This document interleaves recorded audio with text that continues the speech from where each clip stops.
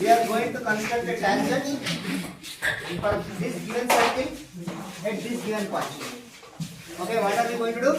We are going to construct a tangent for this given circle at this given point. The problem for this circle is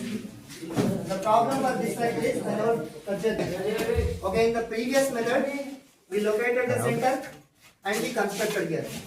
So in this case, without locating a center, I mean, I am not going to use the center, but still I am going to construct a tangent. So that is the difference in this approach.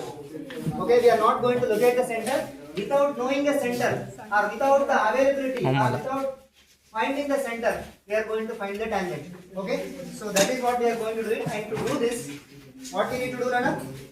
So the first thing is we need to have the idea on one theorem. Okay, what is the name of this theorem? Alternate segment theorem.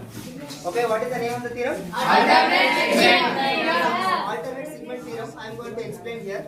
Okay, so first, so let me take a circle. So this is your circle. So why I am drawing this one? To explain the alternate segment. Okay, first you know the alternate segment theorem.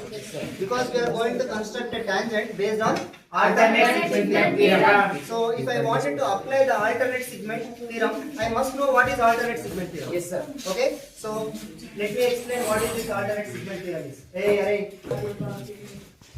Alternate segment theorem is, first I will tell you the relationship. See, for example, this alternate segment theorem gives the relation between tangent and a chord which is drawn from the point of contact. Okay, for example, this is your given point and here you need to draw a tangent. Okay, let us assume I have one tangent here.